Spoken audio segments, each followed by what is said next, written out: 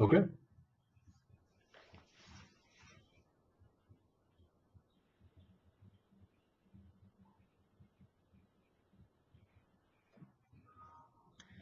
Okay, Greg, whenever you are ready. Okay, fantastic. Hey, everybody. My name is Greg Suddiff, and I am the Resource Mobilization and Support Senior Associate for the SWARM Division of the American Red Cross. And of course, SWARM stands for Southwestern Rocky Mountains, so that's our division. Today we're going to talk about availability in the Volunteer Connection system, and we're going to talk about what it is, why it's important, and how to do it. So starting with the first of those, why it's important, having availability in the Volunteer Connection system as a disaster responder allows your disaster workforce administrator and the folks on my team, the Resource Mobilization Support Team, to in fact see that you are available to deploy to a disaster relief operation. And of course, that becomes very important when we are trying to go through as many records as possible and match those with the type of service delivery that we need to give to that operation. And we're matching your eligibility and your credentials as a disaster responder with the open requests that are on that disaster relief operation. So that's pretty much why it's important, so that we don't have to, make a bunch of phone calls and have a bunch of guesses, but we've got a direct connection between what we need and what's available and how quickly we can move them. So that's pretty much the importance piece of that. If we look at the Volunteer Connection screen, I'm on the home screen right now, we'll go through really quickly how to enter and update your availability in the system. So of course, this part is very easy. Just username and your password. I'm going to use myself as an example for today, and obviously this will be different for you all. But here we go, logging myself in.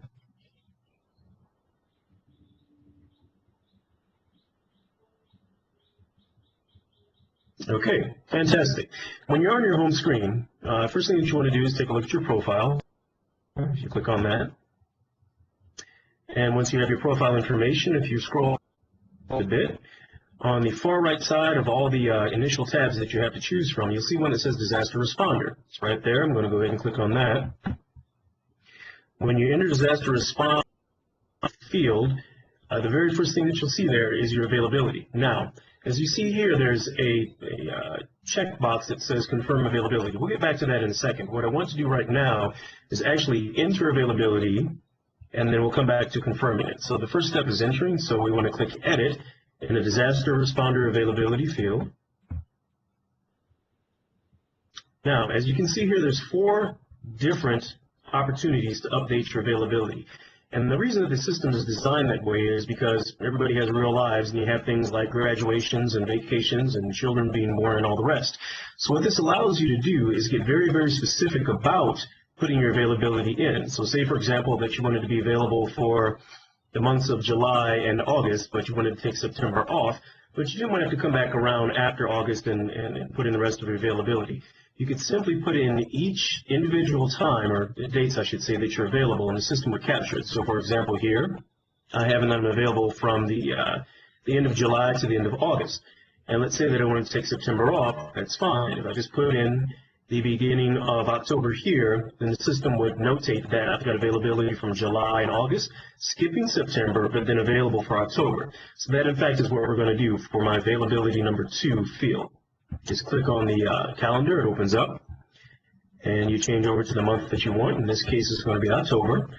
And I'm just going to put in the 1st of October through again, which is 2. I'll put it into the end of October. And usually having a good, 3 weeks, a month, that's usually a pretty good time of availability for us.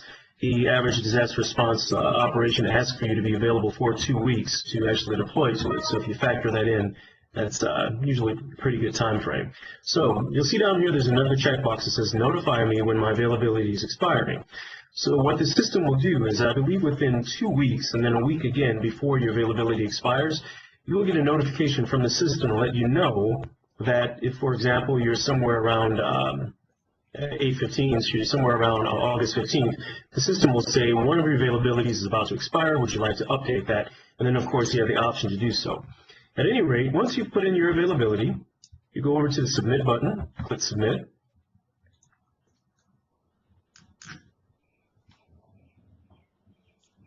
And what you'll see then, if you go to the Disaster Responder tab again, you'll be able to see your availability as it exists at that point in time. So right here, again, I've got end of July through end of August, and again, I've got beginning of October through end of October. This is the point where we're going to come over and click the Confirm Availability checkbox, because what that does now is it puts you in the system that activates that particular availability that you put in as being confirmed.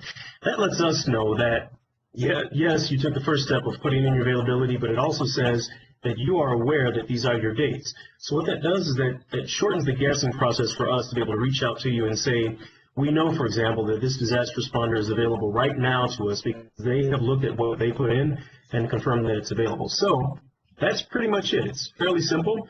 It takes just a few seconds to do, and with that, we know where you are, when you're available, and when we can reach out to you. And that is it insofar as updating your availability in the Volunteer Connection system for a disaster relief operation. Thanks for your time.